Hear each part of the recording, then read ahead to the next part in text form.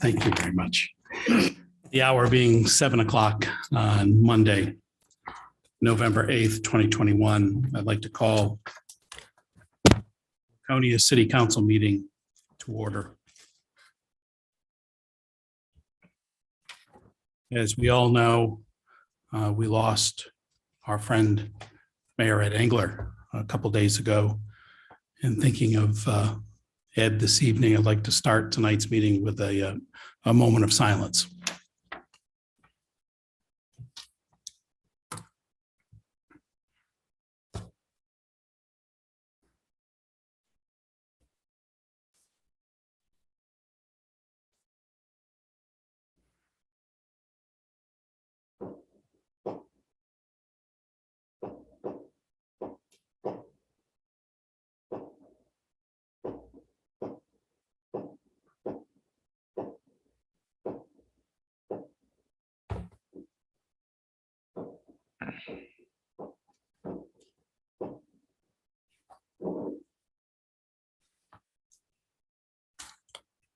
Thank you. That might have been 21 gun salute for Mayor Frank Mello. But before we get into the agenda, I think all of us are certainly saddened with the loss of our friend Ed. Ed was many things to many people. He was a father and a grandfather. Reading comments from his daughter, he was coach as well. He's a successful businessman. Ed, through his profession as a journalist, was passionate about journalism and news and protecting the First Amendment. Ed was a Rotarian. He was a friend to many, a mentor to many as well. And he also happened to be the mayor, and from my perspective, a pretty darn good mayor. But Ed, as I've thought a lot about Ed and the influence he's had on me and my relationship, and I didn't know him to the depth that many of you have, or as long as many of you have. I certainly, when I think of Ed, I know that Ed brought with him from his humble Midwestern home an idea of what community really is.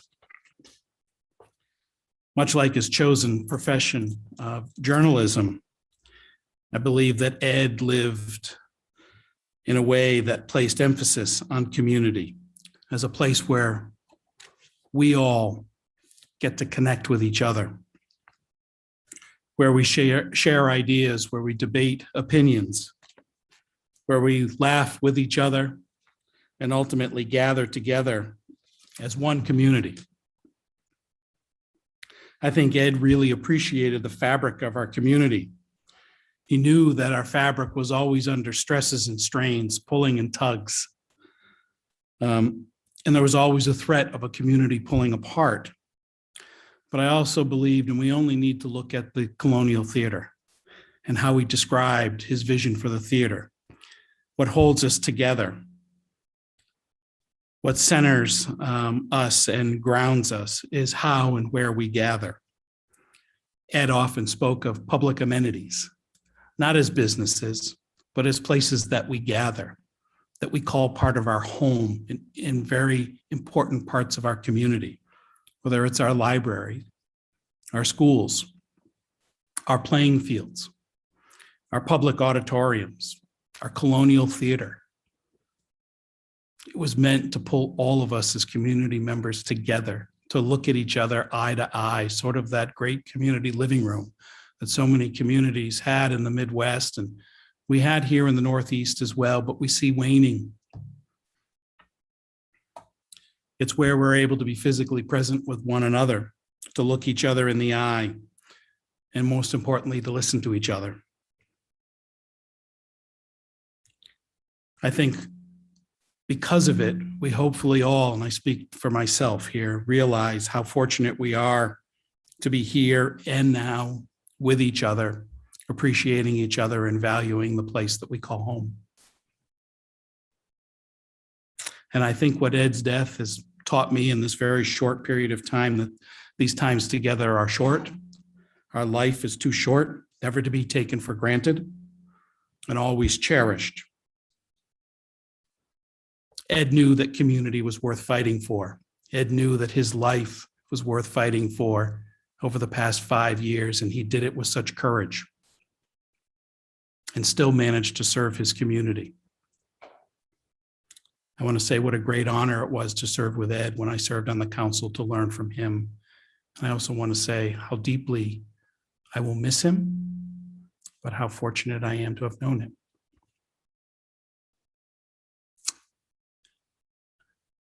A little unconventional this evening, but I'd open it up to my fellow council members if they'd like to say a few words right now before we get into the formal agenda. I would, Councilor Haynes. I met Ed, and when I first met him, we spoke about the council and about how it operated in the whole works. And I attended many of outside, whether it was the seeds at the Bank for the Pumpkin Fest or Arbor Day at that. And one of the things that impressed me about Ed, and I'll always cherish, he was always inclusive. He always made sure that everybody knew who you were and recognized you. And I as a freshman, or a rookie, as he called me, I appreciated that. Thank you, Councilor Haynes. Councilor Cheney. If I might, I agree with everything you said, and my fellow councilman, but I want to emphasize, and I suspect that Bob Hamill will agree with me, that one of the things that is not seen publicly about Ed Engler was his courage. I took him to Dartmouth once or twice to some of his medical appointments. I know how difficult it was. I know how ill he was, and he wouldn't let on. And he would try so hard to make sure nobody felt sorry for him. He wasn't going to give in to it. You mentioned 5 years. He fought every day of that 5 years, and I respect him as much as any man I've ever met. And I've been around long enough to have met quite a few. So I think he was a courageous man, not just with the public things he did, but the privacy of his life. He was a courageous man. Thank you. Thank you, Councilor Cheney. Anyone else? Councilor Lippman. A lot has been said, and I'm not going to try to repeat any of that ground, but I guess I would say that Ed not only tried to accomplish things in the time that he was in office here and the time that he was in the community, but also he worked for the future and tried to sow the seeds for things beyond his time, not just his lifetime, but and I think that was one of the other things I admired about him. And he was a very good mayor, and we worked through some challenging things together, and he knew how to work to get consensus on the council. Thank you, Councilor Lippman. Anyone else? Councilor Hamill. Thank you.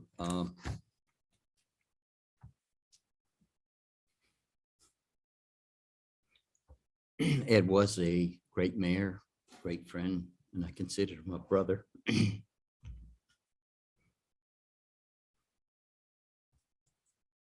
He loved Laconia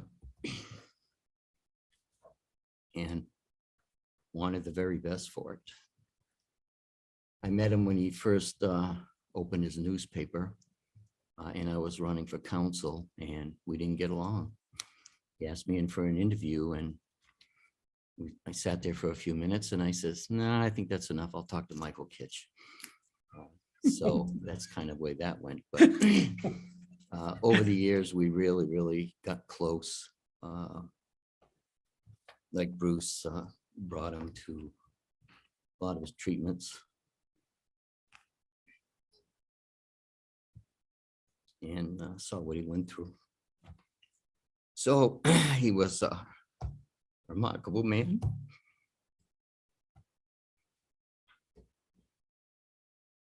And I appreciate this council for voting on my motion to name the auditorium after him.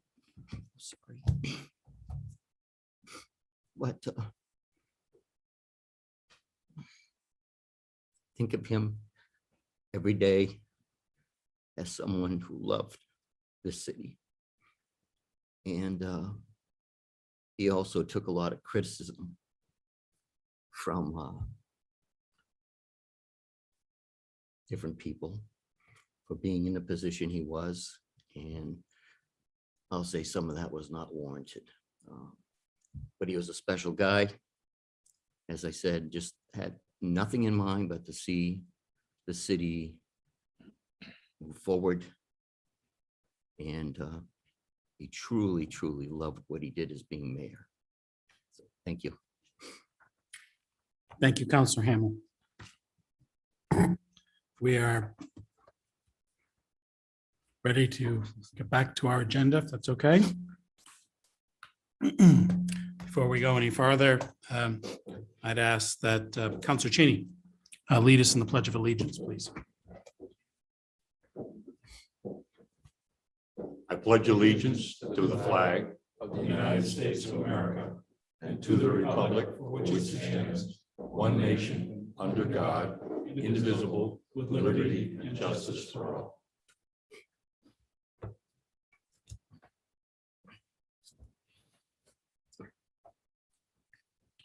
Thank you, Councilor Cheney. Council tonight is joined at the council table by City Clerk and Recording Secretary Cheryl Hebert. And I'd ask if you would please call the roll. Counselor Cheney, Here. Counselor Susie, Present. Counselor Littman, Present. Counselor Haynes, Here. Counselor Hamel, Present. Counselor Phelps, And here. Mayor Hosmer. Present. Thank you. Item number 6A is council proclamation.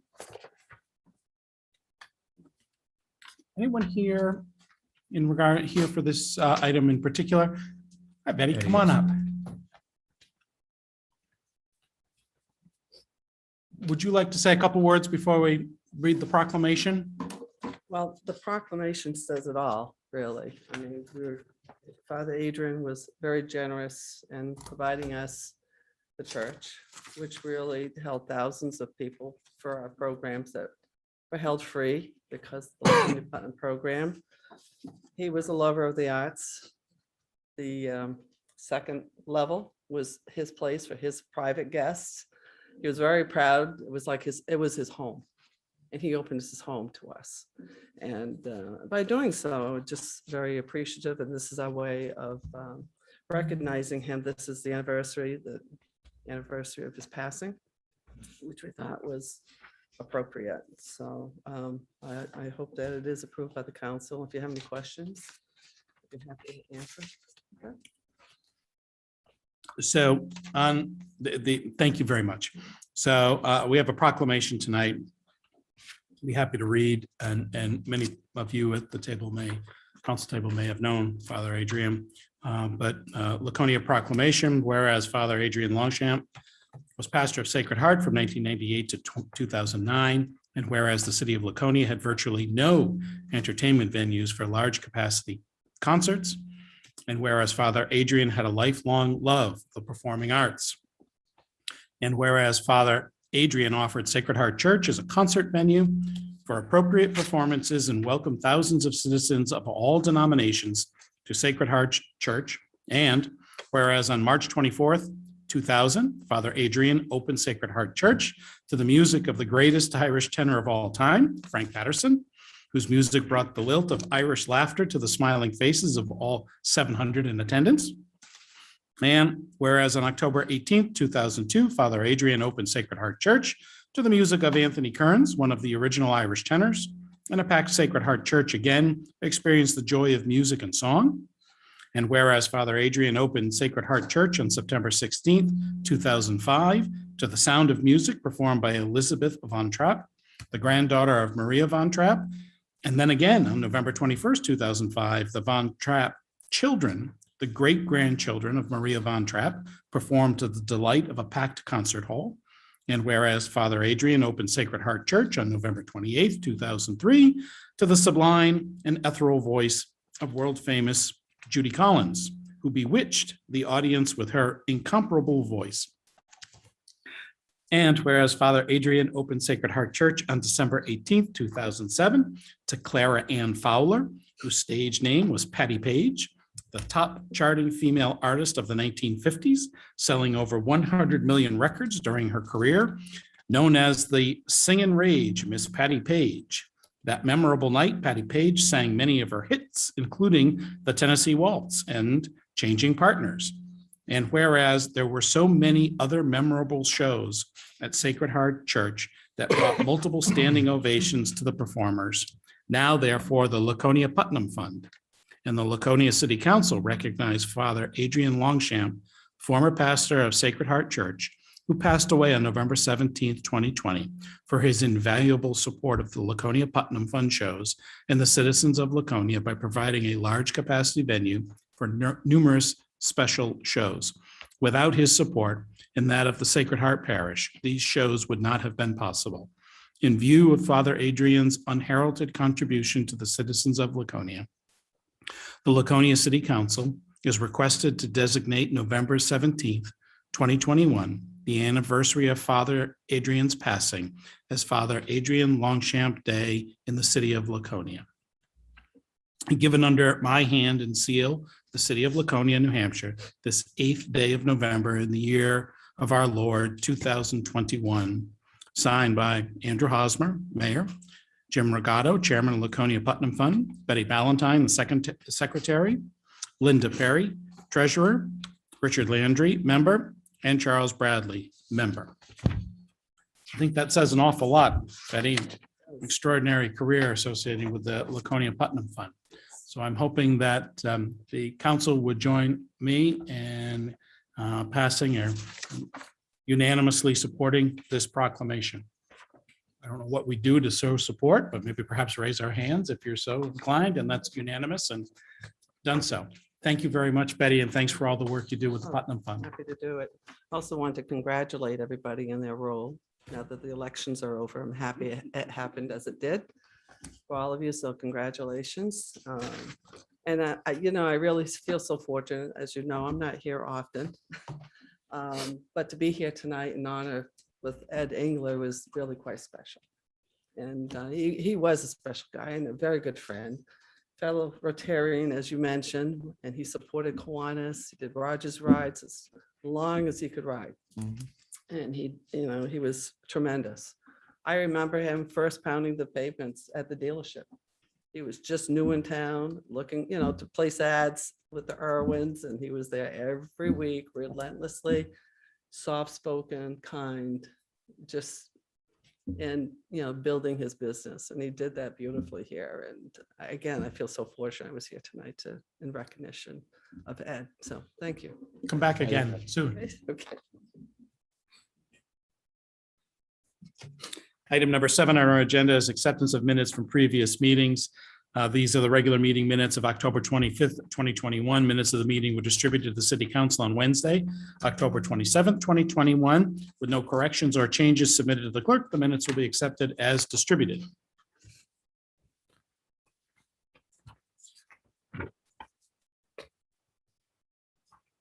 Item number 8 is consent and action items. We have a request by the Weirs Action Committee to use Endicott Rock parking lot for Laconia Motorcycle Week parking on June 11th, 2022 through June 19th, 2022, and to waive all special event fees in connection with the requested use.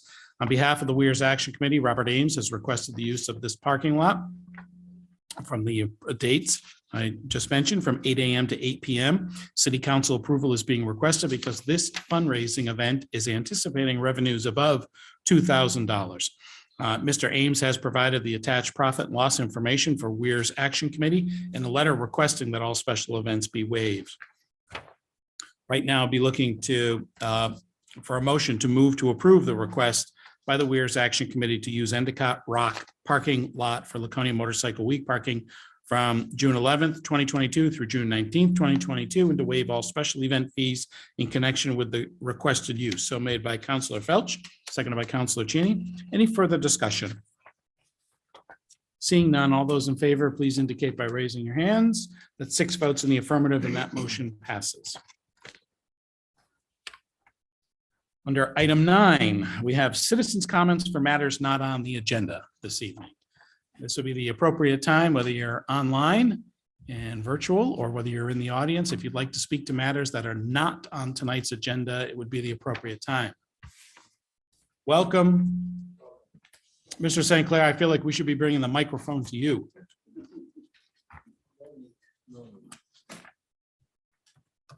I would echo the last speaker's sentiment and comments, both about Ed Engler and certainly happy, I feel, results of the last election. So thank you all for the work you did on that.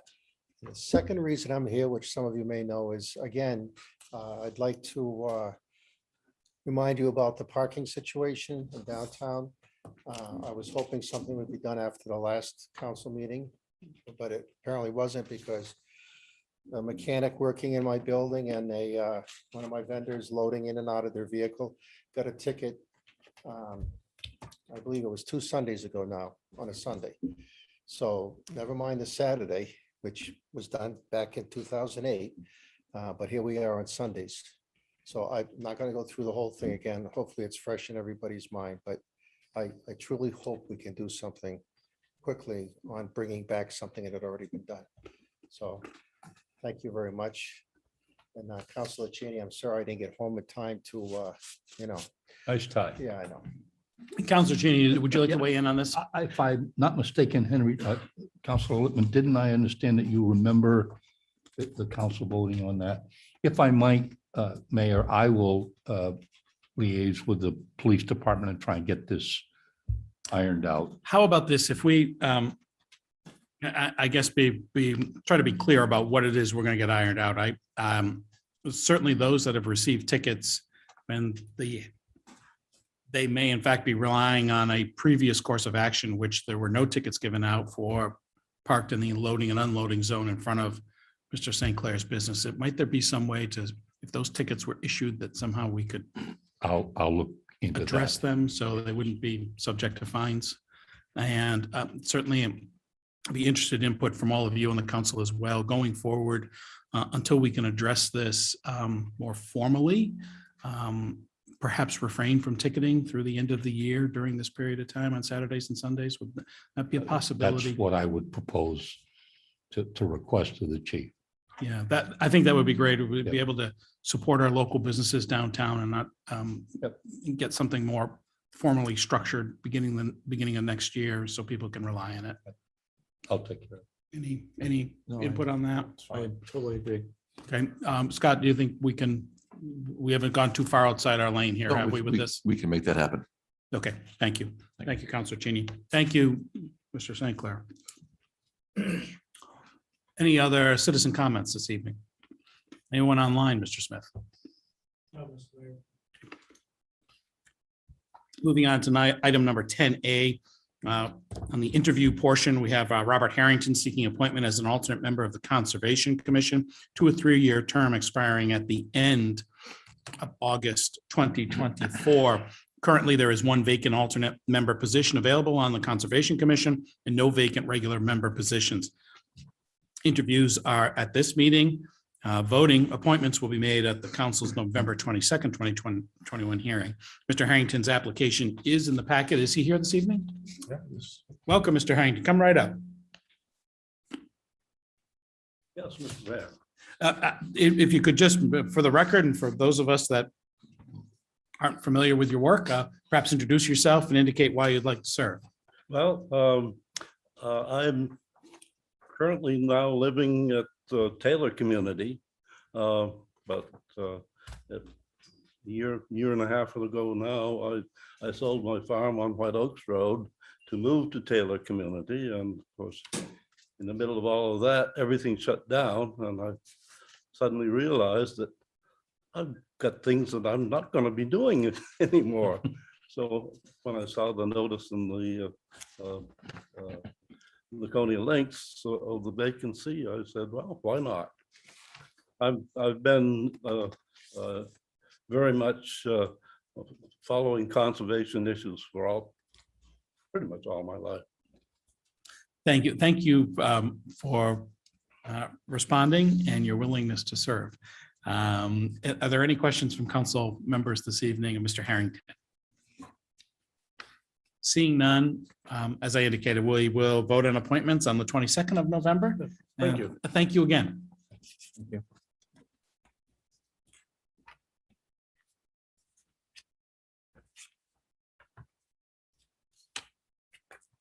Moving right along to item number 15, which is the mayor's report.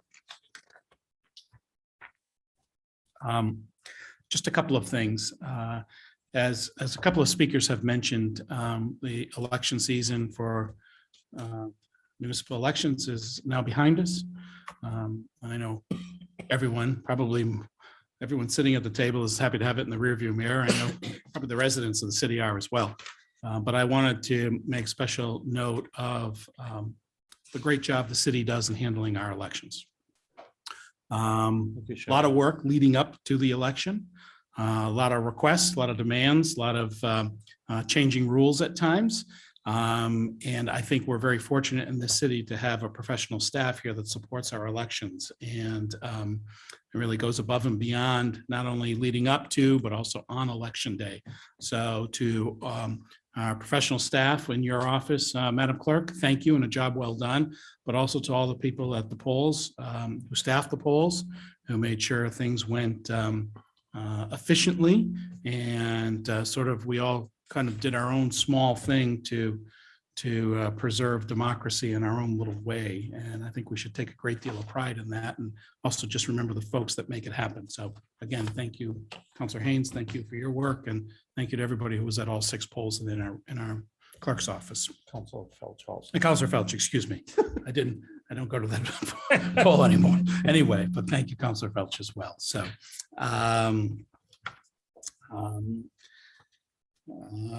just a quick announcement. Someone had reached out to me earlier this afternoon in regards to a gathering at Temple Panay, Israel tomorrow at 4:30 to commemorate Kristallnacht. So that is a solemn time to remember what transpired 83 years ago in Germany, and there will be a celebration.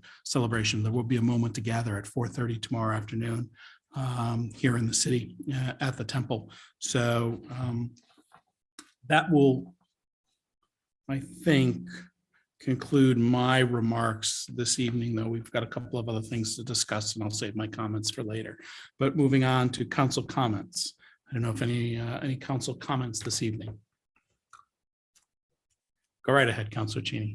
I didn't want to disappoint, Mr. Mayor. Thank you. Thank you. I'd like to state first that I thought it was unfair of the city manager to send us the infrastructure bill and suggest we read it. I think that's cruel and unusual punishment. But It was just the summary, it wasn't the whole bill. it was still 129 pages Yes, it long. was. Did you read Yes, them it all, was.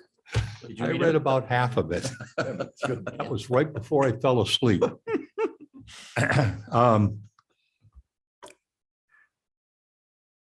I read, as I'm sure all of you did, the manager's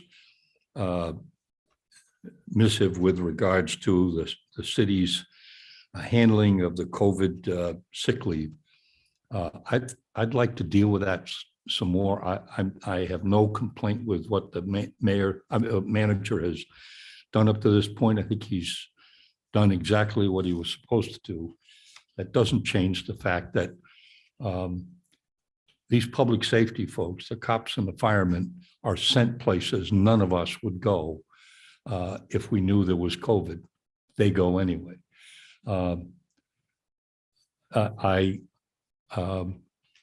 I do have a bit of an issue or concern about those who are not inoculated, but certainly for the employees that have been inoculated, to then have to use up their sick leave because they've been sent home by us doesn't seem appropriate or fair. And I found an article in the newspaper. Try to find it here. a very brief article on, can't even tell you what page it was, but in the local paper on page 4 on last Saturday. The article says exposed unvaccinated Vermont state workers need to use leave. But then in the article, it says if someone exhausts all their sick time, they could be required to quarantine without being paid. Fully vaccinated employees forced to quarantine will be paid without needing to use their sick leave. And I mean, I think other governments have seen the importance of that. I'd like the council to consider it here for public safety. I just hate to see them burn up their sick leave, particularly when it's at our instruction, not because they're sick. Whether that's something that we can handle tonight or handle in the personnel committee or something, I leave that to the mayor's discretion. The other two things I wanted to bring up tonight, one was Hilliard Road. You and I have seen the culvert there, Mr. Mayor. We have, yes. And I'd like to ask that the city manager instruct the Public Works Director to look at and determine if both of those culverts, two separate culverts, are necessary, or whether we can close one of those off. In my mind, preferably the easternmost one should be closed off, but I would take his professional advice. And second, to give the council some idea of what it might cost to drop a box culvert in to replace what's already there. It's washed out, as we've all seen letters, or certainly you and I have seen letters. It's washed out several times, not completely, but significantly, to worry the folks who live there. And I think you and I both thought it looked weak, even with the recent repairs. So if the manager could get those numbers for us and get an idea of whether we could function without both of those culverts, that might make things a little better. The last thing I want to tell the council about is when we had the public hearing here about the 10-year traffic or infrastructure, I think it was. What DOT Transportation plan. Yeah, the 10-year transportation plan. Several people came up and talked about the wooden bridge over the railroad tracks in the Weirs that I'm led to believe the last time they were repaired was in the 1940s, meaning they've been there 70 years now without too much in the way of difficulty. So in any case, at that infrastructure meeting, I spoke with the two of the gentlemen from DOT with regards to how could we save that bridge. And one of the suggestions I made was, let me back up a second. I apologize for my lack of preparedness. One of them said the budget for that project is $400,000 because they have to do work on the other two ends of it, one of which I think most of us will agree will never be open in the summertime. He said, I think the number is suspicious. I think it may be a little high, a lot high. In any case, let's assume half that amount of money.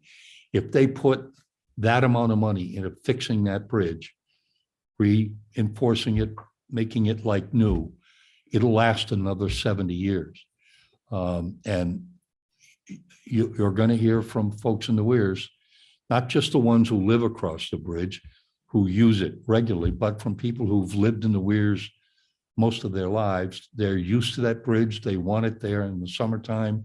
And I don't think, obviously, the Public Works Director might be able to tell us some negative things, I'm not sure, but assuming we don't leave the bridge open in the wintertime, it should be good for a very long time and at relatively little expense to the city if my proposal goes through DOT. Okay, thank you. Thank you. So Scott, would you like to just address maybe next steps in regards to sick leave? You could- Yes, thank you, Mr. Mayor. So I don't have my documents in front of me, so I'm going to preface this by saying I want to be able to look at it and confirm tomorrow morning, but I believe I'm accurate in saying that in following the state guidelines, and I know Glenn can jump in and help me on this, because Glenn's been very active in this whole pandemic situation with distributing information along with Paula and HR, but that if somebody is vaccinated just because they have a close contact does not require them to quarantine. The city is not doing that. So if you are vaccinated, and I think that's what I said in the email, but without having it open in front of me, I just want to reserve the right to look at it tomorrow morning, that we don't require someone to quarantine at that point. They are strongly encouraged to self-monitor, and at the first hint of anything, because we know there can be breakthrough cases, they should test, they should stay home, whatever type of stuff. But we are not requiring vaccinated employees to quarantine under a close family member or household member or a close contact, which is defined as a certain period of time that you've been in close proximity to that. So I just want to double check that, but we have consistently followed the state policy. So I never even asked the chief which employees they were, nor does it matter to me in the big picture. But if folks were told they had to quarantine, it would be my understanding that they would not be vaccinated. And again, that's when I said at the email, there do come consequences with choosing to get the vaccine or not. Beyond the sick time, the city is very generous in our sick time accrual because we don't have short and long-term disability. So employees are able to bank up to 90 days of sick time. Now, granted, if an employee had just started and they're in month one, they don't have it.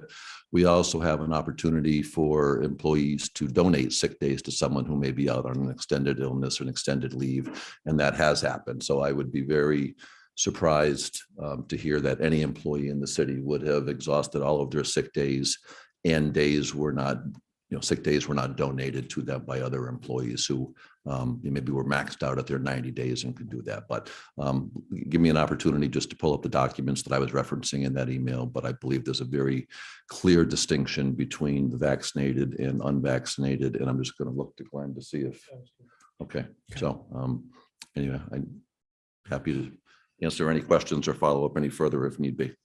So you follow up is in order, Councilor Cheney, right? It is. Yeah. I don't question what the manager said. I think what I'm suggesting is, I think he's meeting every guideline known to man. He certainly has in all the years I've been sitting here.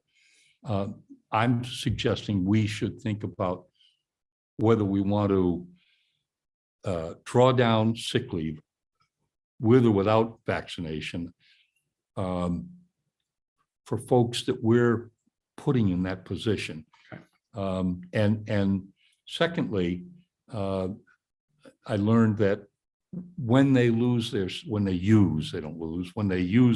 leave, it cuts into a bonus that they're entitled to if they don't use sick leave, if I'm not mistaken. There's an accumulation of personal days that folks are entitled to, that if you go so many months without using a sick day, then you're entitled to a personal day off in addition to that. So yes, there could be some impact there. I would just say we've got folks who maybe aren't in as close contact as police and fire are in what they do, but our staff across the city, I mean, if we're talking about doing something along these lines,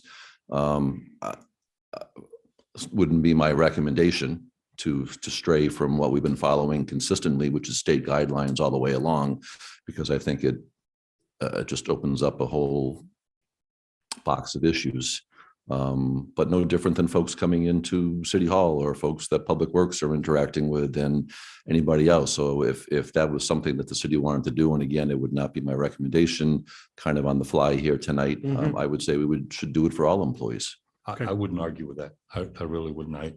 Particularly the city clerks, folks who deal with the public every day. Right. Councilor Lippman. I don't know if I agree with you, Councilor, but I do think open to looking at it as long as we take appropriate time and look at the consequences on other similar situated situations in terms of, I don't know whether we want to make policy around COVID as an illness issue, or whether we want to look at our policies in general with that, and that we ought to have, not do it on the fly, we ought to have HR and legal advice on looking at the matter. I don't have any problem with that, Henry. I just don't want us to take forever to get that done. Mhm. And I think, I think every city employee ought not to be penalized if they contract COVID while they're serving the public. I just, But if I just continue on, sometimes we don't know where an exposure comes from. And I can tell you, we've had an employee here working for the city whose child came down and tested positive, and shortly thereafter, this unvaccinated employee tested positive. And that employee was out for the prerequisite number of days until they were past symptoms and a negative test, or whatever the exact process is. And that's where I think it's challenging that, again, as I said clearly, if people choose not to be vaccinated, there are consequences with that. And for this employee, are we all of a sudden going to start paying for 10 sick days? Or if somebody else says, I have a possible close exposure, and now they've got to wait until they determine symptomatic or go get a test and then a second negative test. We really, the city and our staff and our employees have been very strong in following the regulations and overall done a very good job. We have not identified any situation that we think there was transmission within the city, or, you know, if anything's happened, it's happened on personal time or whatever. I think that's just is a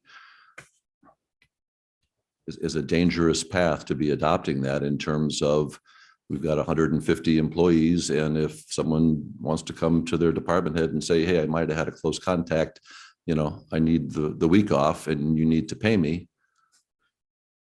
You know, I'm not trying to make it all about dollars and cents, but that's a real issue. And we did pay for quarantine time off with close contact, work related, all the way up through December 31st when federal law ended. We extended that into February. As I had said, the first responders all received stipends of 12 weeks at $300, I believe, that the council endorsed, and they got paid above and beyond last, I think it was the May and June, July timeframe last year.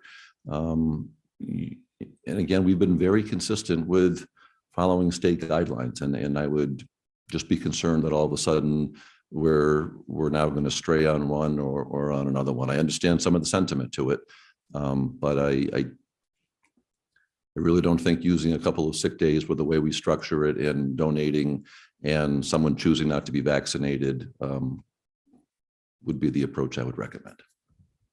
Okay, thank you. Further council comments? Are you finished with your council comments, Council Cheney? Thank you. I am.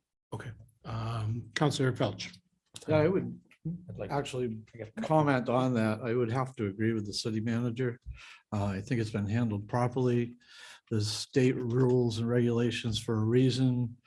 You know, if they haven't been vaccinated, that's their choice, but it's also putting themselves at risk.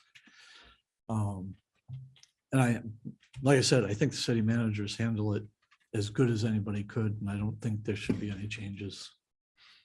If I can just comment, with 24 years of working for the state, I'm not sure their guidelines are the strongest or best thought out guidelines in the world. I understand what you're saying, and I don't totally disagree with the manager either, but you know, you're talking about unvaccinated people. How about vaccinated people who, you know, through no fault of their own? I would hope the personnel committee could look at this and make a recommendation. Yes.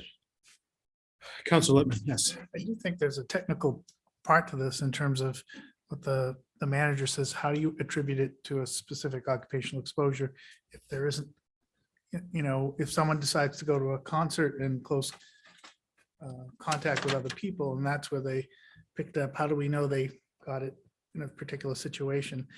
And my concern more is then once you set that precedent, how does it affect other illnesses that may be, you know, what about the flu?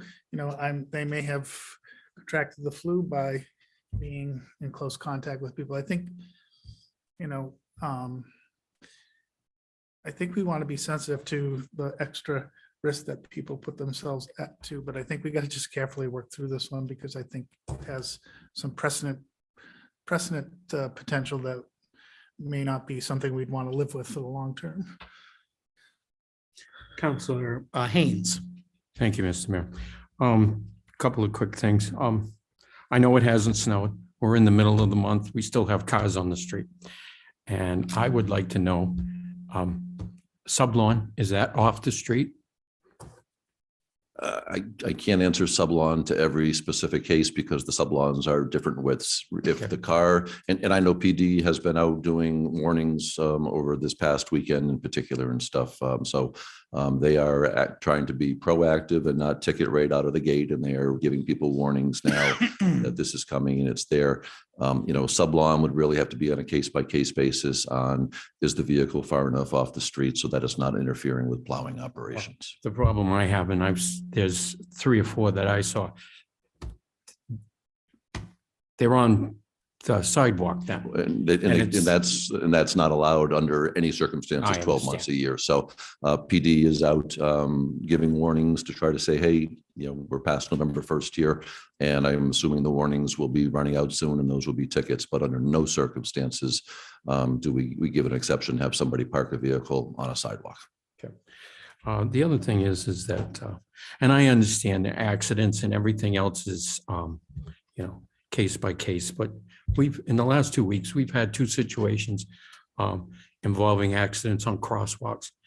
And there's no insinuation about the police department, but I have traveled to places where, and Concord's one of them, you stop at a crosswalk.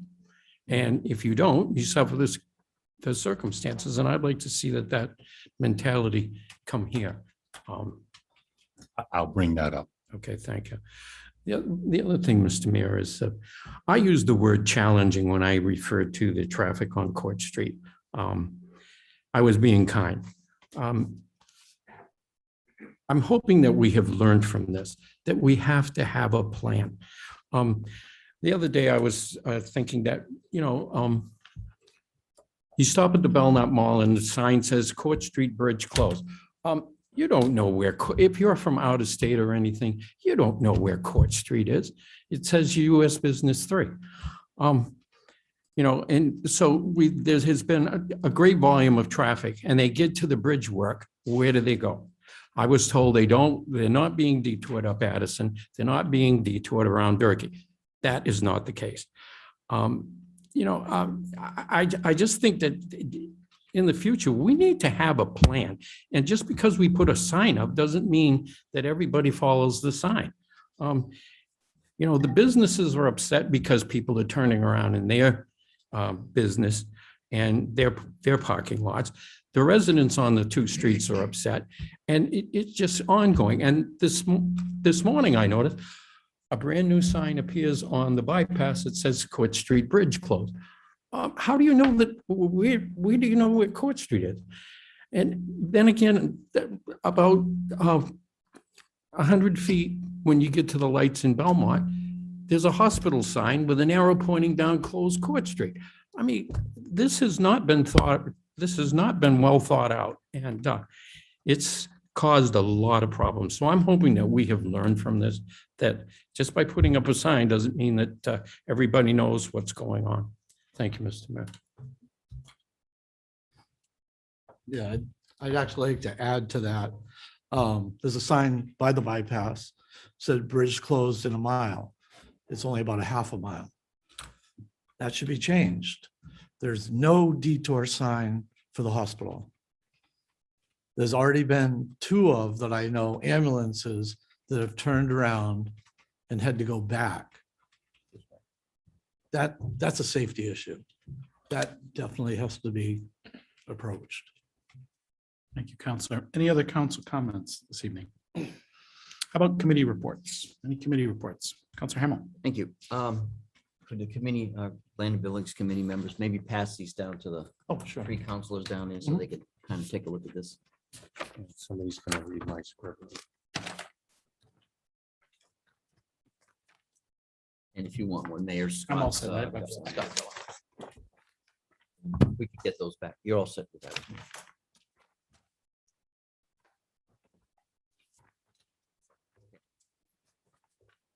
So tonight, the Land and Buildings Committee had both the contractors in. Bob Duffy was here and Peter Stewart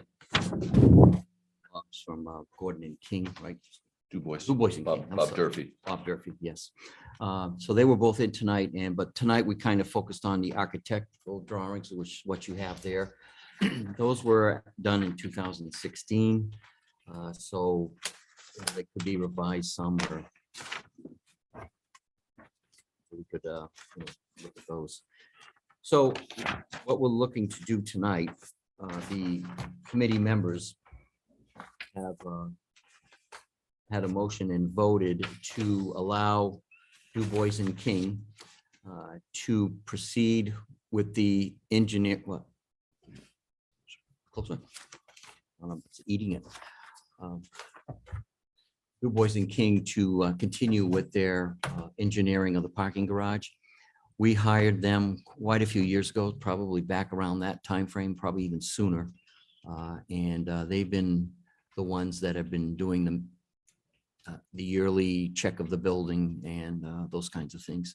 So they've already done quite a bit of the process. And maybe if Wes could come up, he can help me out if I need, if I mess up something. But anyway, so we've had a contract with Du Bois and King. Peter Stewart is a subcontractor of Du Bois and King who has been doing those drawings there. So I guess tonight what the Land and Buildings Committee would like to do is ask the City Council to accept the recommendation from the Land and Buildings Committee and allow Du Bois and King to proceed with the final completion of the engineering documents. Correct. Anything more you want to add to that? We need, as soon as we have approval, soon we can work on the timeline. Yes. Excuse me. Is this already funded?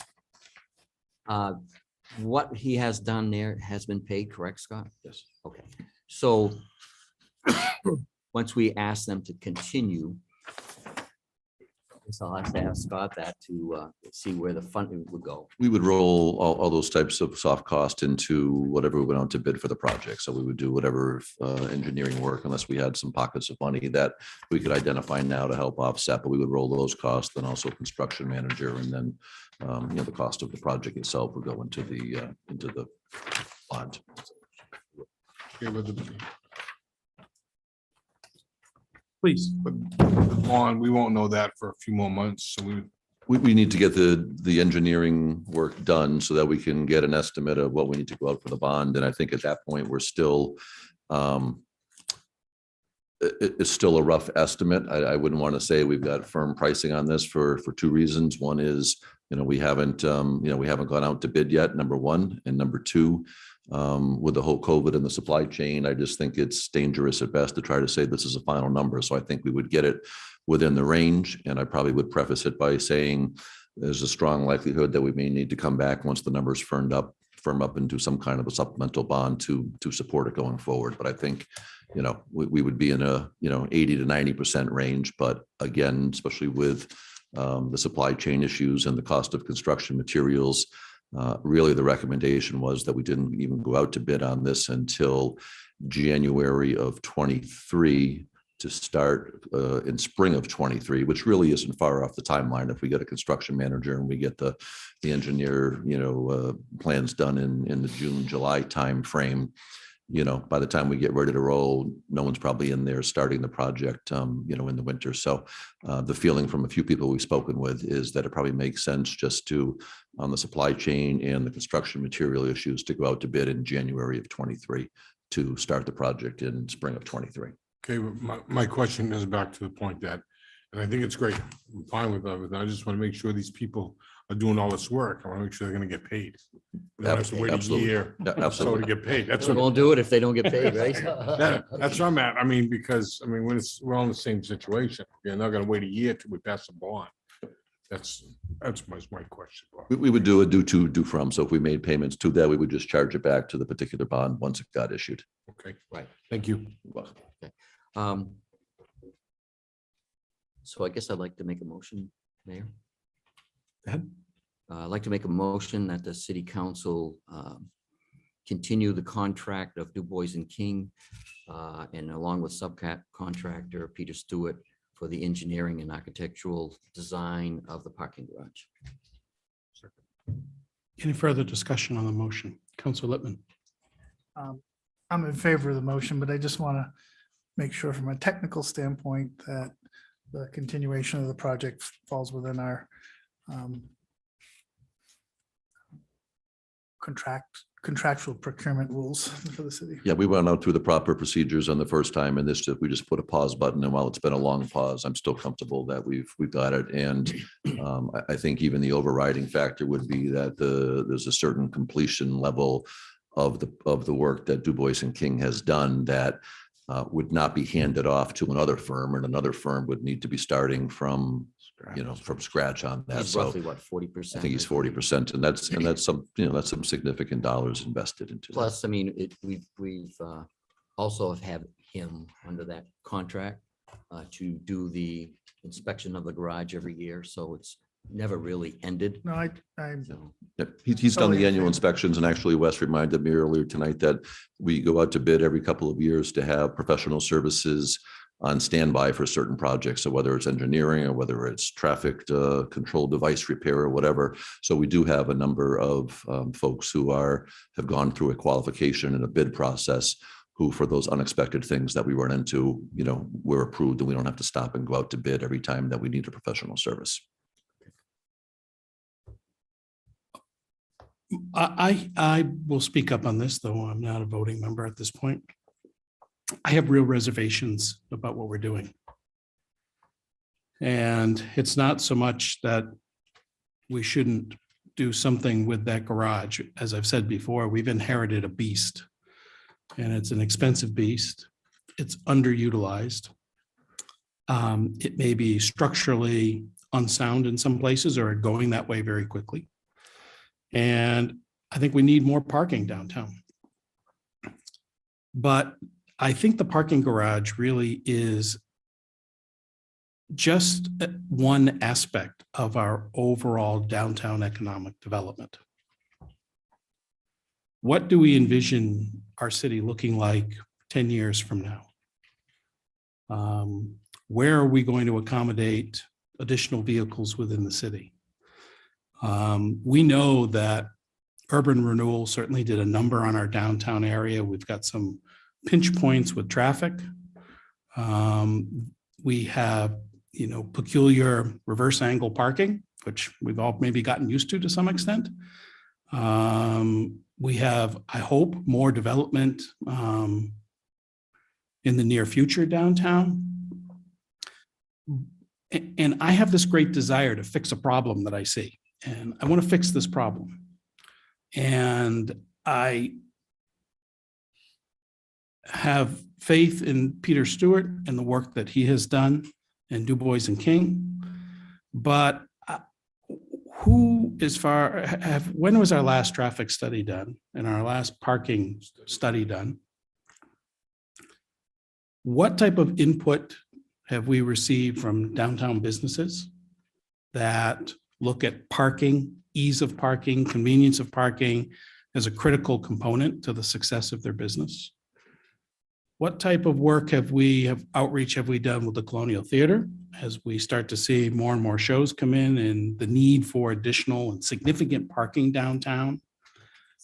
I'm not quite sure we've had the outreach that we should have to people who have real skin in the game and their businesses. And we may ultimately come back to this plan and say it was great. But, I think what we also have to realize too, that how does this figure into our master plan? And what is the latest master plan that encompasses downtown? What type of parking experts? I'm talking about companies that do this worldwide as their primary profession. Have we received, input or the possibility of engaging these organizations? I think we all have the best intentions in mind here. I want to fix a problem. But I know I don't, maybe no one's asking me to, but I don't have the expertise to look at that and say, I think this is the best thing to do with that structure. I can't look at that and say, how do I make this beast of a building look attractive at the top of our main street that we are particularly proud of? When I think the top of a main street, I want something that's got big arms that welcomes people in, not big steel structures that say, what in the world's going on there? I think we have to do more homework on this and find the right people to walk the city through a project and to make sure that this is the project we want to renovate. What's it look like? What does additional parking look like? And I really want more input from people who are spending their professional lives downtown. Mr. Mayor, Please. I'm sorry to disagree with you, and I disagree with you respectfully, that I think going through and getting this information and having a firm price of what this might be is important part of considering our options. So if nothing else, we should do this work. Councilor Lippman, I don't see the price being insignificant. I see it being very relevant, but I also would rather, if this is going to be a multi-million-dollar project, I want to make sure the investment in what we're going to do pays dividends for the next 30 to 50 years and doesn't become someone else's headache that wasn't built with the idea of the future in mind. I think we had a vote 6-0 previously that this is where we wanted to go. We tasked the committee to come up with this approach, and I'm going to support the motion. I'm glad that you are, but I don't think that, and they have done so. And I think they have fulfilled the expectations when, There's a hold motion on on one the second, table, hold on Mr. one Mayor. second. There's a motion Counselor, on the hold on table. one second. I There am is, holding and this on. is the opportunity to speak about it. So I'm not going to wait until after the vote is taken to speak on this. So I think that the committee has done their due diligence and they've done what we voted, what the council asked them to do. All I'm saying right now is before we get too far out in front of us here, I haven't heard from one business owner downtown to say, this is what I'd like to see our downtown look like and some of the needs that I need to have fulfilled to make this the place I want to call my home or my business home for the next 50 years. I haven't heard that. Yeah. Please. One of our other motions is going to be to request an RFQ, request for qualifications, but we're also going to have some public meetings. We can ask Wes about that to get public information and see what they want. This isn't a final plan. Sure, and I have the utmost confidence in our Department of Public Works. But what I'm also saying is maybe we should expand our view just a little bit and say, it would be great to have a professional organization, consider a professional organization to lead this chapter in the life of the city. To say, this is what we'll do for charrettes, this is the type of things that we'll have to gather input. And we may not like to hear the delay on this, but in the private sector as well as the public sector, I think we have to be particularly cautious when we spend money on a project if we don't know all the variables and we don't really know what we have for a big picture. Not just the garage, it's more than that. And I want to have that. Mr. Mayor. Councilor Hamel, go right ahead. Thank you. Councilor Susie next. I think there's a process to this, and this is the start of the process. What we have here does not need to be the end result. Like what Councilor Felch said, the process of this would be that the engineers come up with a plan, the architect comes up with a plan. There's several opportunities for anyone to come in front of with the architect and engineer who will explain everything. They will be able to take input from everybody, and then they can digest that input and either redo something here, or if this plan works out for the best, then that comes before us. Part of the other process is in order to get a accurate cost on what this project is going to be, we need to hire a construction manager. The construction manager needs to be brought on board at a reasonable time so that he can coordinate with both the engineer and the architect. They give him the information of what the steel is needed, what materials are needed. He goes out into the field and checks on that supply. He comes back and says, this is what it's going to cost. And then we have a better idea. So it isn't like we vote on this tonight and this is what we're going to get, because that isn't what's going to happen. Right, and that's good to hear, but I think engineers have a role to play. They're not designing the product, or they may be designing a product that they want to design, not what local business owners, not what local business owners want. And tell me, what type of outreach have we done to business owners downtown? Besides, it sounds like we're coming in from the top and telling them what they're going to get. I don't think so. Well, tell me, how many local business owners have we had come to say, this is what I'd like to see in a parking? It's been years, there's been years of interaction with, And they, and where I'm is this? I'm sorry, Mr. Mayor, but you're ambushing us tonight. on this. I'm not, I'm After we have considered this and had a subcommittee and brought it back and had, a vote on it, I think this is not appropriate, honestly, as Well, as a facilitator of the meeting. What's that again? As a leader of a facilitator of the meeting, to drop this bomb on us at this time, I don't think is fair. I don't, There's a motion on the table and I respectfully ask that we sure, act on it. sure, no problem, I call the Counselor. motion. Fair enough. No one's been ambushed here. I think this is our due diligence to have this discussion. You may not like it, Counselor, but I think it's our obligation. Counselor Susie. Mayor Engler wouldn't have done that. What?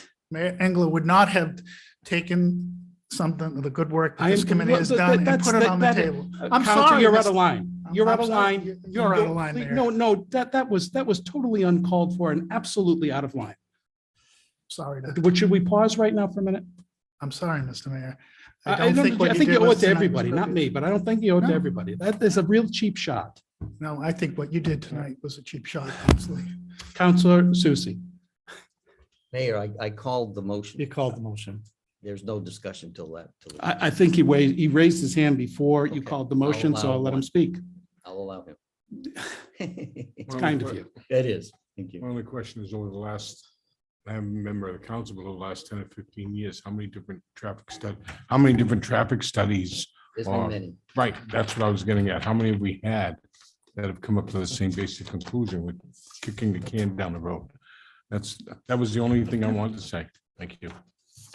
All those in favor of the motion, raise hands. 5 votes, and all those opposed? 5 votes in the affirmative, that motion passes. Okay. So the next motion is this here, and it's a request for qualifications. What would be the next step is to go out for qualifications on a construction manager. And he would be brought, huh? Go ahead. I didn't mean to interrupt. Councilor Hamel, if you maybe those committee members who got this document can share those as well, would be helpful, I think. Have you got any more, Wes?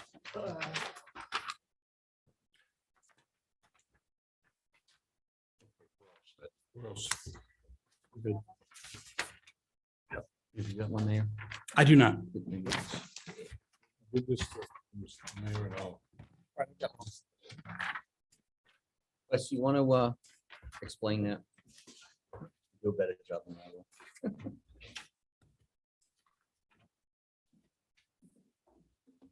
It's really a two-step process. The first process is request for qualifications, where we go out, we ask anyone who's a construction manager, if they're interested in proposing on the project, they submit their qualifications to us.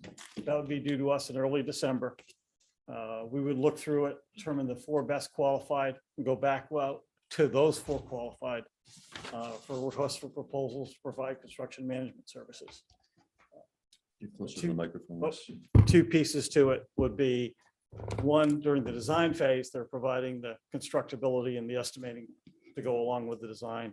And then once the design's finished, they would pick up lead and they would be the ones who actually would do the construction management of the project. The object is to have them on board fully no later than the 15th of March. So we'd be working basically from now through the January timeframe to go through the request for qualifications process and the request for proposal process to select the firm that's going to assist us with the parking garage.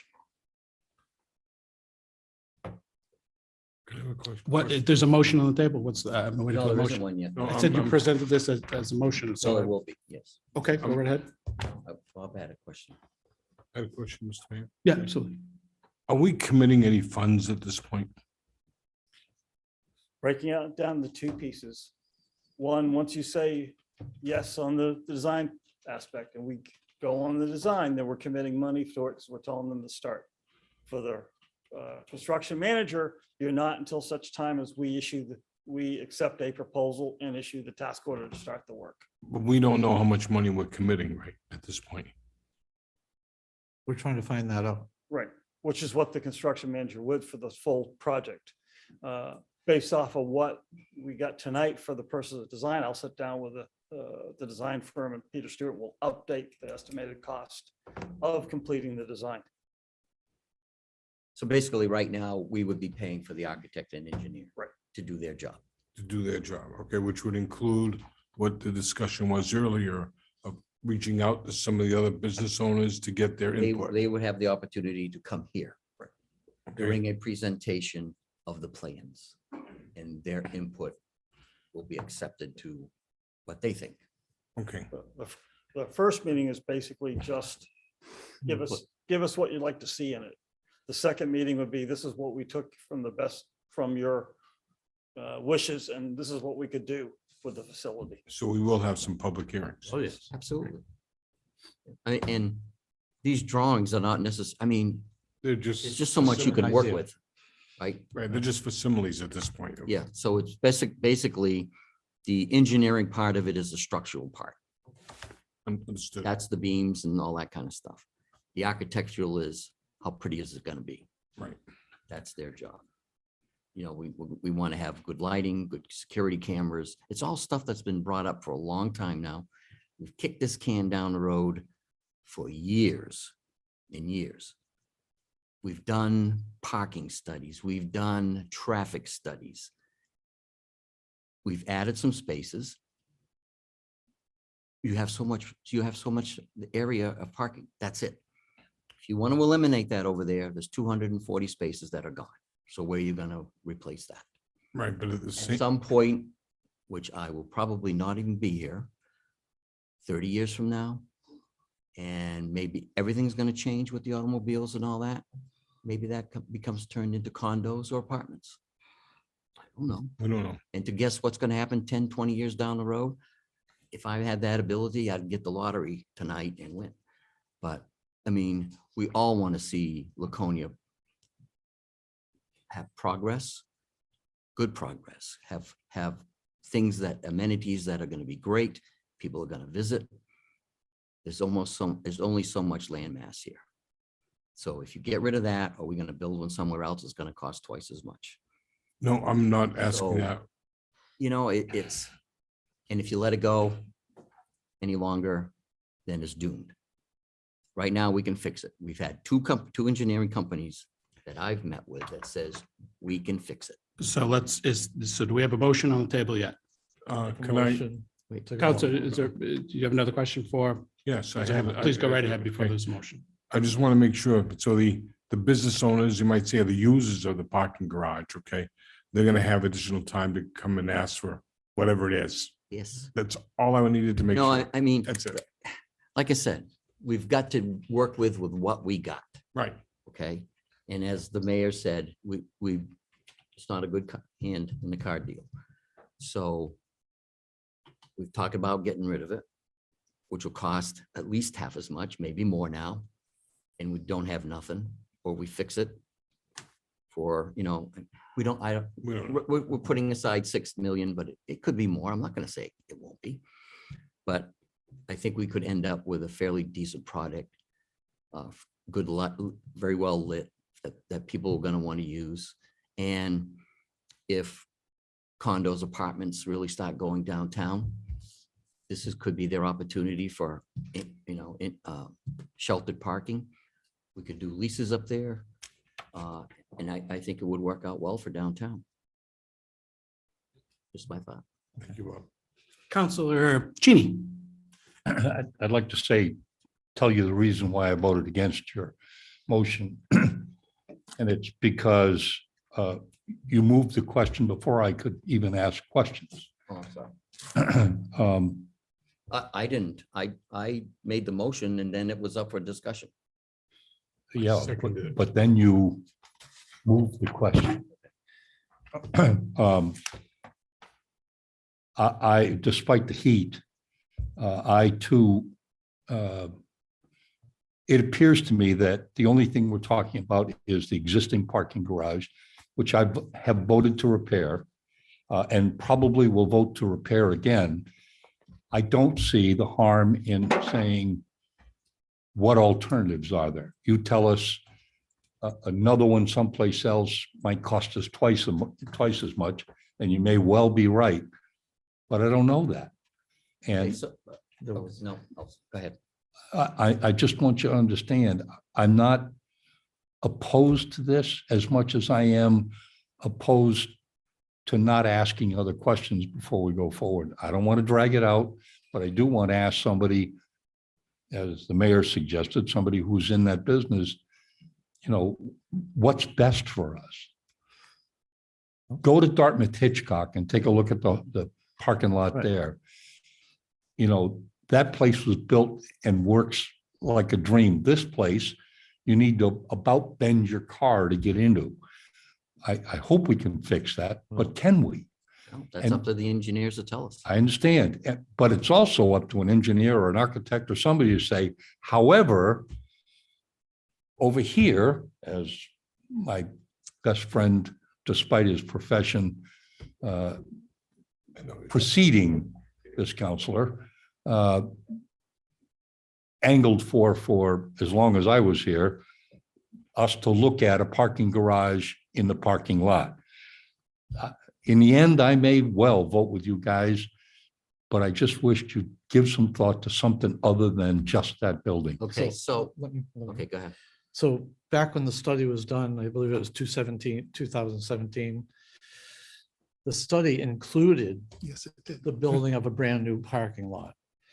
Back then, to repair this one, it was $4.5 million. To build a brand new one, it was $10 million. And you had the same amount of maintenance guarantee, 25 years, 30 years, whatever it was, on both of them. So the study's already been done. But the study, at least my recollection of it, was that this would be a larger parking garage than that one. I think it was about the same space. I think it was a little bit bigger, but it was not that much bigger. So Anyways, I'm just telling you, I felt we deserved a little more discussion before you move the question. I'm not, I was just trying to calm the heatness. well, and I appreciate that, but I don't, But, go ahead. okay, so if you look into another garage, you're gonna pay probably 12 million now. So what are you gonna do with this? You still gotta spend 3 million plus to take the roof down and make another roof, take the top deck out. so you're talking 3 times as much money. And the businesses are still gonna be inconvenienced there for doing that. So I don't know what you're gonna gain. So you're gonna spend 12 million over there and another 3 to 4 here. So now you're up to 16 million.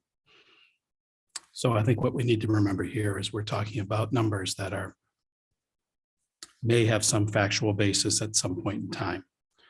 But we're projecting these numbers at an inflationary rate. We don't really know. So I think you got to be cautious when you throw numbers out, because you can always make the project that say, I support a project and I estimate what the alternative is. You can always make my project or what I'm behind to look better. But so I think evidence is particularly important when we start throwing numbers out there, and make sure that they have good data behind them, not just sort of winging it.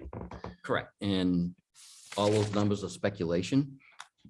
But this is the process to get us to that number. If we don't have that, then we'll never know. And the longer we wait, the more it's going to be. And because we don't own the bottom level there, we're responsible. Something's got to be done. So if everybody's done, I'll make a motion for RFQs. So are you motioning that this RFQ be adopted? Yes? Yes. Yes, okay. Is there a second? Seconded by Counselor Littman. Is there any further discussion on the RFQ? Seeing none, all those in favor, raise your hand. 6 votes in the affirmative, and that motion passes. And one of those. I'm going to keep one of these, if you don't mind. There's 3 more over there. One of them needs to be passed down. Thank you. We can make some more copies. We might start. So any other committee reports this evening? How about liaison reports? Seeing none, moving on to number 19, which is citizens' requests to comment on current agenda items. Welcome, Mr. Wood. Mr. Mayor, city councilors, thank you, Patrick Wood, Ward 3 for now, soon to be Ward 1. I have 2 things I wanted to talk about. One, later on in your agenda is the review of the Cdbg grant request. I strongly support that request, ask you to seriously consider that positively. I know from the Housing Authority's point of view, and I did want to say also that Mr. Harrington was way too modest when he got up here. He's been the chairperson of the Housing Authority for a few years, shall we say, and he has done an excellent job of that, and it's a great pleasure working with him on the Housing Authority. He also ran a farm that he and his parents started, run it for many, many years. He's very familiar with conservation issues, and he would be an admirable addition to the Conservation Commission. The third thing I wanted to talk about was the parking issue. And as you all recall, we submitted a petition a couple of weeks ago on the proposed 18 spaces. And one part of that petition said, this is only part of the puzzle. We need to look at the big picture as well. And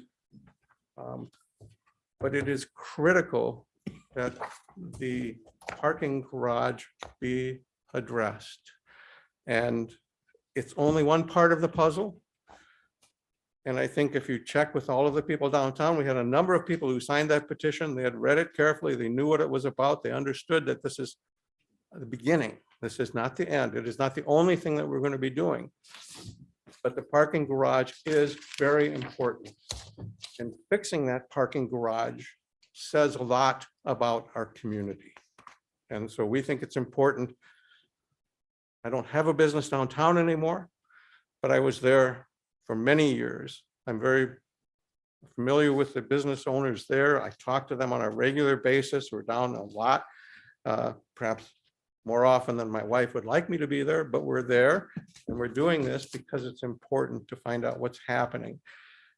And I can assure you that the business owners that we have talked to are very concerned with the condition of the parking garage and the appearance that it presents for the city.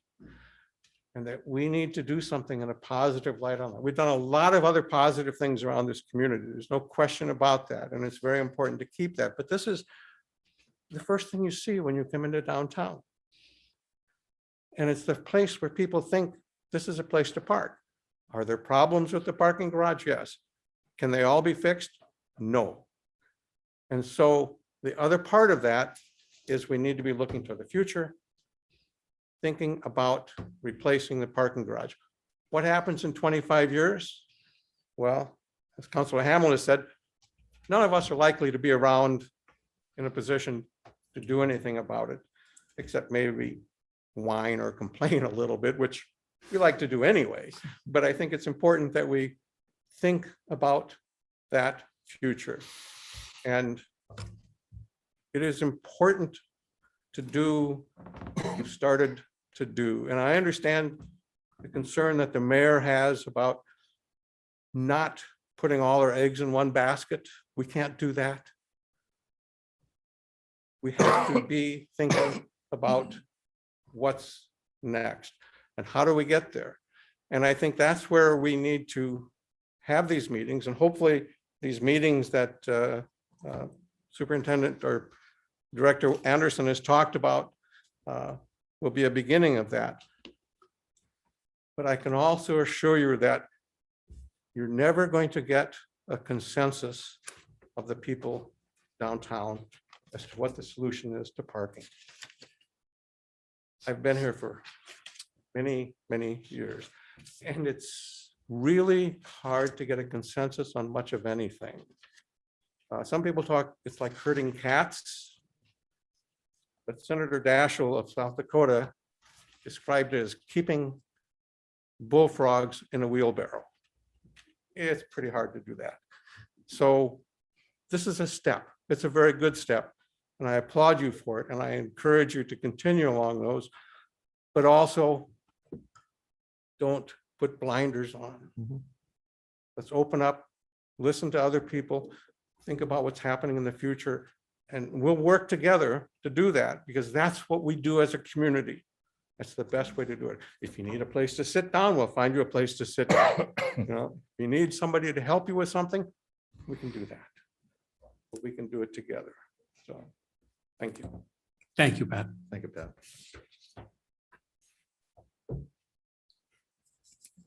Hello, Bree, welcome. Hello, councilors, mayor. Since we're talking about the parking garage so spiritedly today, as someone who will be here in 25 years, God willing, I care very much about the long-term view that you take when you make these decisions. Because yes, I plan on being around to deal with the things that you did not think of and that present themselves eventually. And that's going to happen no matter what decision you make. I understand that, and I'm sure you do as well. However, to piecemeal the problems that downtown has and to take the solution as a piece here and a piece there, as Mr. Wood says, it is one piece of the puzzle. That is very true. But parking is downtown. And the city owns the lion's share. Whether that should be the case moving forward for future parking solutions is something I think should be a conversation. After all, the majority of the parking that the city owns downtown was created by a partnership of building owners and the city. We go back far enough, before I was born, find that to be the case. So moving forward, I would not want to discount that as a way to create parking moving forward. That's how it's been done. It's worked out pretty well. But I would appreciate a little more vision and creativity. I know I'm asking a lot from public officials. Or at least being open to the concept and let other people do the creative thinking for you, so that we can solve the problem of parking as a whole and not just the garage. Because sure, the entire time I've owned a business downtown, the garage has been a topic of conversation. But just like the Colonial, it's not the end all be all of downtown.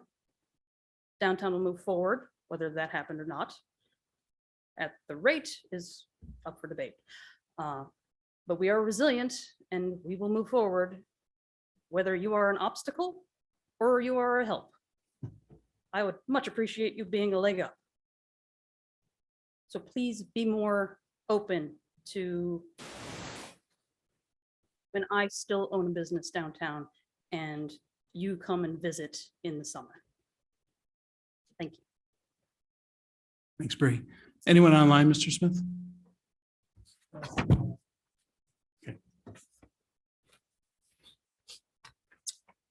We'll move along to item number 20, which is the city manager's report. Mr. Myers? Thank you, Mr. Mayor. So included in your agenda packet for tonight, we have the financial and operational trends.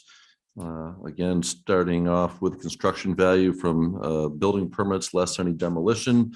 We continue to be on a very hot pace with building permits here in the city. So we're just over $34 million year to date, with the assessing year beginning on April 1st and running through March 31st.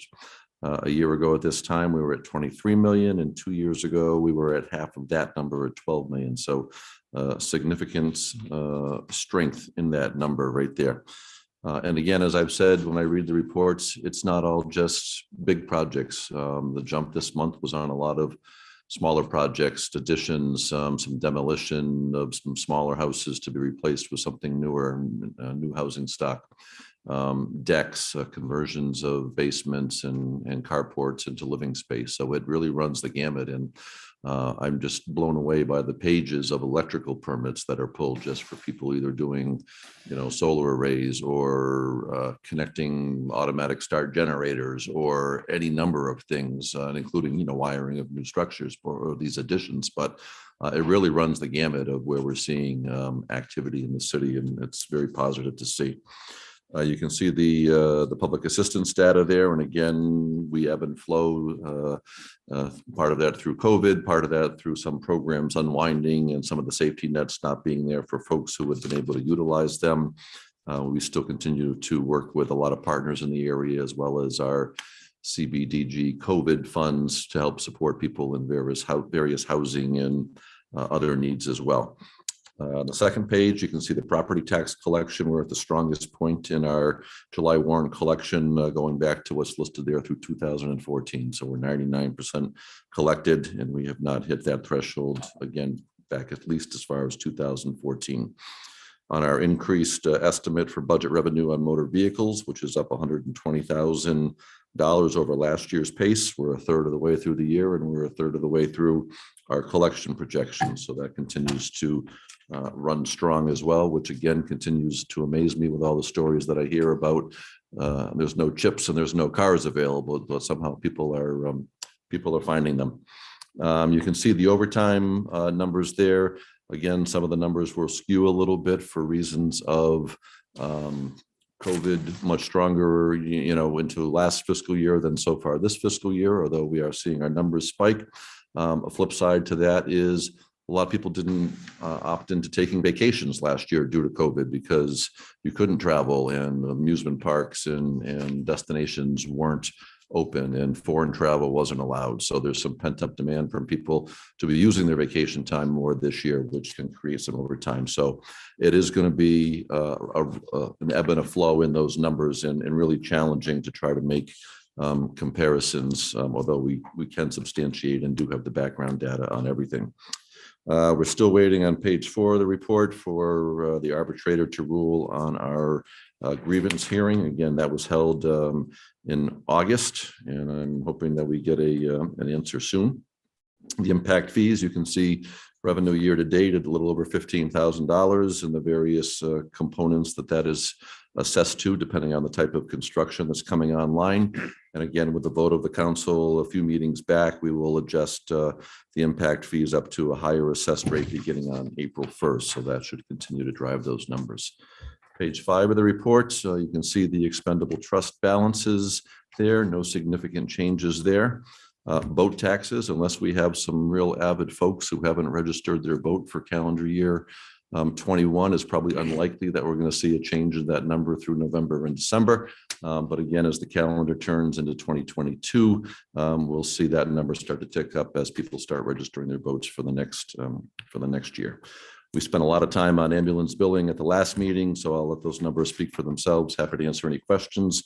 And I'm most pleased that we've got through October and you don't see a winter maintenance report, meaning we haven't had any winter related events. So with that, I'll stop and I'll take any questions anybody may have. Councilor Littman. In terms of the internal control on the impact fees to make sure we're spending it within the prescribed limits, can you just describe how we have that sort of under control? They're tracked through our finance system as to when they're paid, and there's a certain time frame that the fees need to be used by classification, or else after, I think it's after 7 years, they would revert back to the developer who paid them if they weren't utilized in that time. So we've got a tracking in place. I think the last one that is being used this fiscal year is some projects for the school, but we monitor that and we're well within the scope and not even trying to push it as far out as 7 years. Any other questions, City Manager? Thank you very much, Scott. You. Moving on to item number 21 under new business, which is first reading of resolution 2021-18 pertaining to establishing plantation and colonial roads as emergency lanes and to schedule a public hearing on November 22nd, 2021 during the regular council meeting. Scott, you want to give us just a thumbnail on this? Yeah, so we had the discussion at the last meeting and you took the vote, which is great. And then Wes reminded me the next day that we really, under statute, this needs to be referred to a public hearing. So I sent you all an email, I think middle of last week sometime, saying that even though we understand the consensus and we're going to continue to maintain the roads, nothing changes as a formality, we need to move this so that we take a formal vote after a public hearing. So the first motion we're looking for is to waive the reading of this resolution in its entirety and to read by title only. So made by Councilor Cheney, seconded by Councilor Felch. Any further discussion? Seeing none, I'd ask the council to, all those in favor indicate by raising your hands. 6 votes in the affirmative, that motion passes. We're looking for a second motion to move the first reading of resolution 2021-18 pertaining to establishing plantation and colonial roads as emergency lanes under RSA 231:59-A. So made by Councilor Felch, seconded by Councilor Cheney. Any further discussion? Seeing none, all those in favor, please indicate by raising your hands. At 6 votes in the affirmative. Finally, we're looking for a motion to move to schedule a public hearing on November 22nd, 2021 during the regular council meeting to gather input prior to any action being taken. So made by Councilor Felch, seconded by Councilor Cheney. Any further discussion? Seeing none, all those in favor, please indicate by raising your hands. That's 6 votes in the affirmative.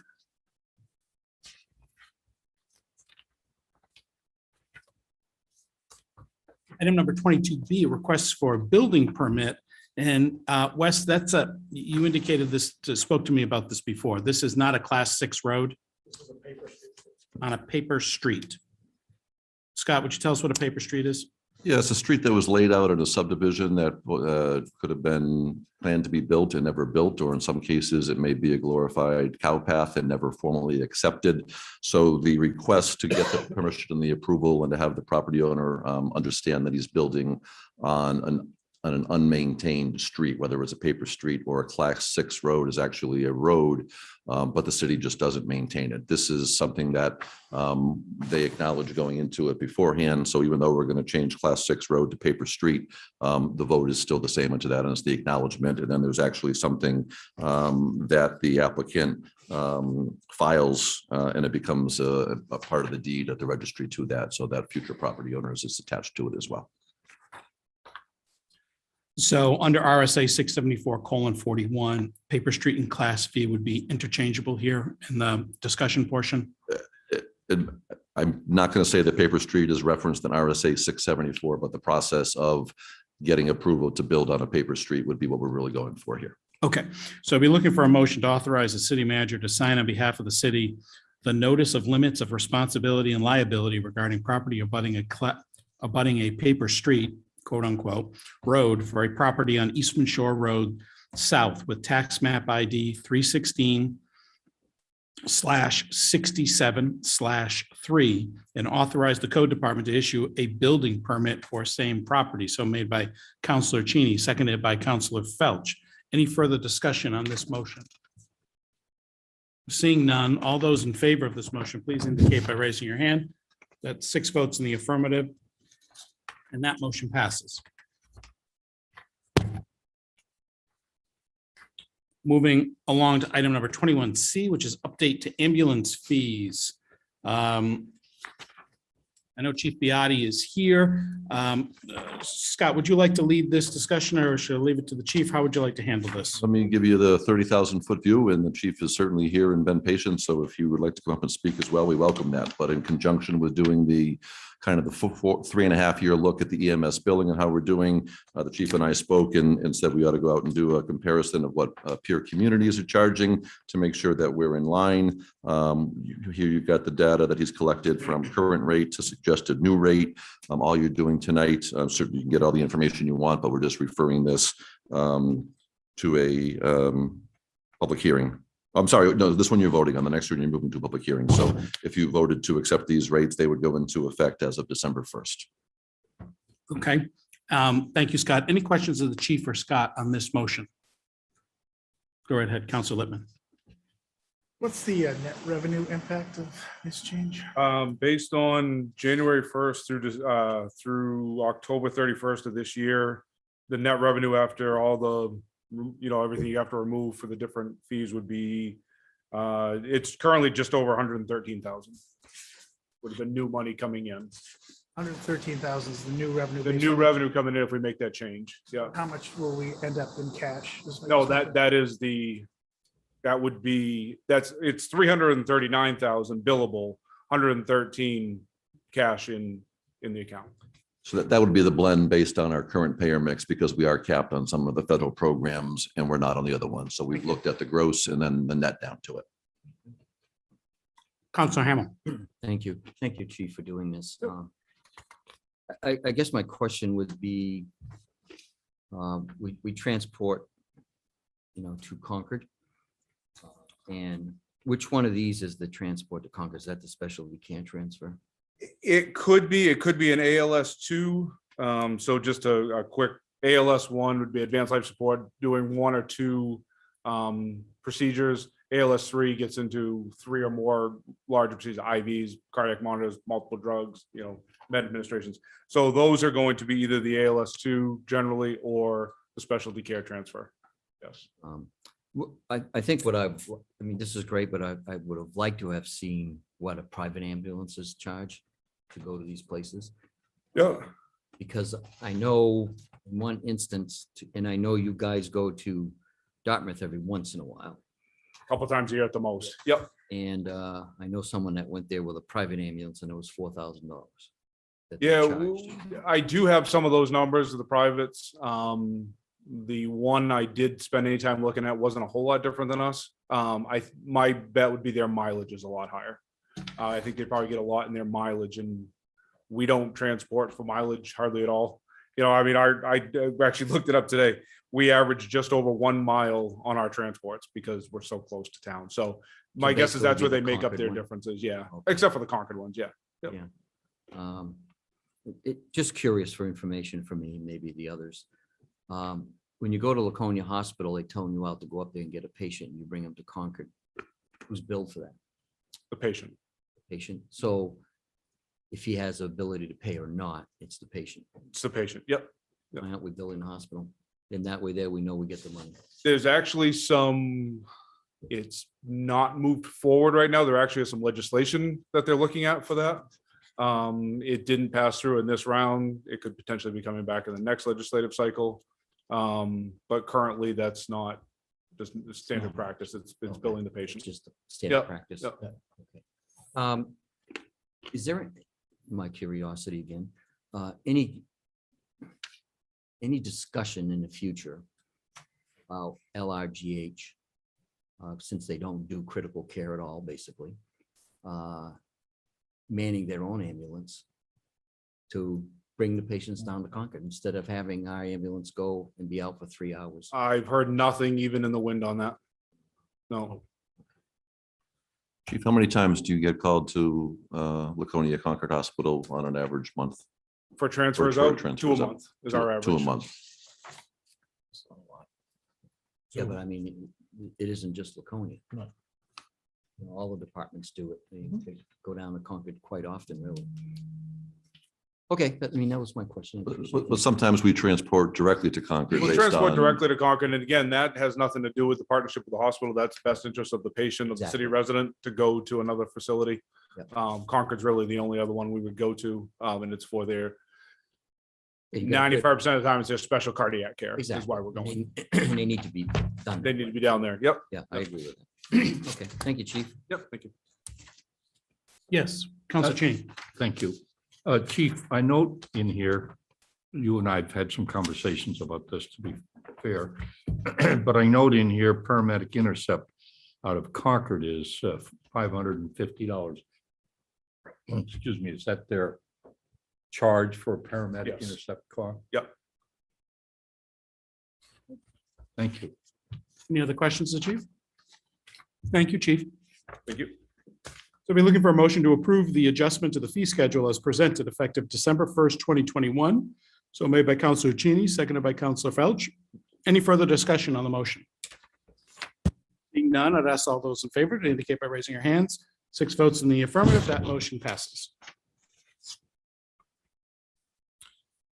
Moving on to item 21D, which is to amend City Code 149-14 ambulance fees. As you can see, there's some language that's been stricken, maybe just some cleanup in regards to Lakes Region General Hospital. And amending City Code 149, Article 2, Section 149-14 ambulance fees will remove Lakes Region General Hospital from being part of those charged with setting bill rates for the Laconia Fire Department ambulance. This removal is needed in response to the dissolution of the ambulance service partnership between, quote, Lakes Region General Hospital and the City of Laconia Fire Department. So right now, this is a report's been submitted by Chief Beatty. Be looking for a motion right now to waive the reading of this ordinance in its entirety and to read by title only. So made by Counselor Cheney, seconded by Counselor Haynes. Any further discussion? Seeing none, all those in favor, please indicate by raising your hands. At 6 votes in the affirmative, that motion passes. Secondly, looking for a motion to move a first reading of ordinance 2021-149-14 ambulance fees. So made by Counselor Felch, seconded by Counselor Cheney. Any further discussion?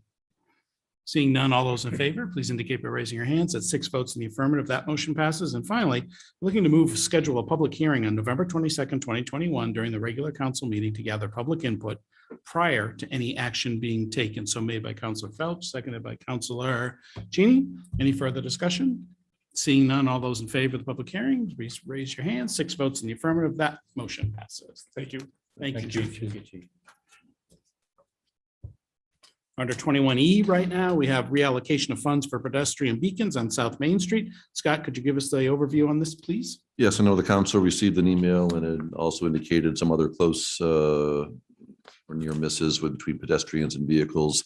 And the request was for me to identify some funds that we could repurpose out of existing dollars so that we could get 2 beacons in there installed. We think the approximate cost is about $22,000.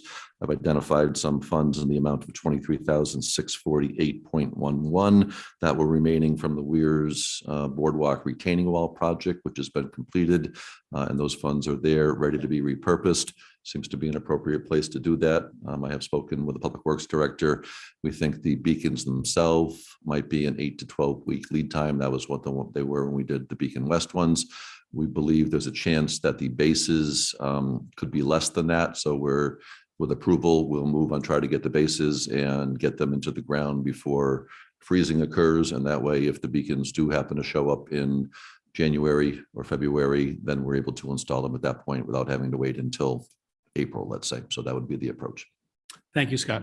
So we will right now looking for a motion to move to approve the reallocation of $23,648.11 previously authorized for the Weirs Beach retaining wall repairs to allow for the installation of pedestrian beacons on South Main Street in front of Vista Foods. So made by Counselor Haynes, seconded by Counselor Hamel. Any further discussion on this? Counselor Hamel. Scott, is like I brought up last time when we lost the 2-1 Beacon West, the ballards.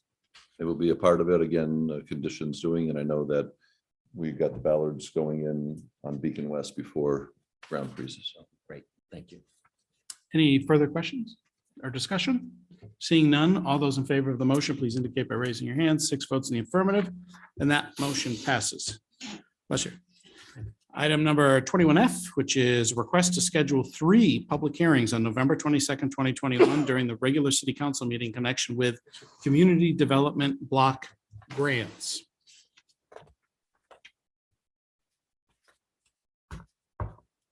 Scott, once again, then you're off the hook. Thank you, Mr. Mayor. So we've got 3 different public hearings that we're going to be scheduling for the items that are bullet pointed 1, 2, and 3, conveniently enough. The first one, the Housing and Community Development Plan, are the 2 pages on the background of this resolution, or 3 pages actually. This is a plan that's required for any community to receive CDBG funds, and it needs to be updated every 3 years in order for you to be current on it. So this is pretty close to the same narrative that was in place right now. There's a couple of things that have been updated just to conform with some changes for 2021. But this is more or less a formality, but a needed formality to do that. So it states the goals and objectives of the community and looking to, provide a varied housing stock that is safe and affordable at appropriate price points, and is good for the health and safety of residents and visitors, and provides, safe sanitary and water connections to it and those types of things. The next 2 public hearings are what they refer to as progress updates in the middle of CDBG grants that are ongoing. Number 2 deals with the CDBG COVID funding that we received, and that's the one that Glenn and his staff helped put together. That included the city, Lakes Region Community Developers, St. Vincent de Paul, Belknap House, CAP, and Isaiah 61 all had components in providing assistance during COVID. And then the second progress update deals with the Laconia Housing Authority's project that they were doing on the balcony door replacements, and also the energy improvements and the connectability between Sunrise Towers and Sunrise House to improve the accessibility, not that they're connecting them, but to improve the access points between those 2 buildings. So those are considered progress updates. Okay, thank you very much. Move along to first motion, which is to schedule a public hearing on November 22nd, 2021, during the regular city council meeting regarding the Housing and Community Development Plan. So made by Councilor Felch, seconded by Councilor Susie. Any further discussion? Seeing none, all those in favor, please indicate by raising your hand. 6 votes in the affirmative. That motion passes. And I'm looking to a motion to move to schedule a public hearing on November 22nd, 2021, during the regular city council meeting regarding the progress of the CDBG COVID project that provides funding to service providing sub-applicants for costs and preparing for, responding to, or recovering from COVID-19. Participating organizations include the City of Laconia, Lakes Region Community Developers, Society of St. Vincent de Paul, Belknap House Community Action Program, and possibly Isaiah 61. So made by Councilor Felch, seconded by Councilor Haynes. Any further discussion on this motion? Seeing none, all those in favor, please indicate by raising your hand. 6 votes in the affirmative, and that motion passes. Thirdly, and finally, I'm looking for a motion to move to schedule a public hearing on November 22nd, 2021, during the regular city council meeting regarding the progress of Laconia Housing Authority's balcony door replacement project at Sunrise Towers. So made by Councilor Felch, seconded by Councilor Haynes. Any further discussion? Seeing none, I'd ask all those councilors in favor, please indicate by raising your hand. 6 votes in the affirmative, and that motion passes. And I think that concludes the city council meeting for November 8th, 2021 at 8:53 p.m. Thank you, Cheryl. Thank you, Mr.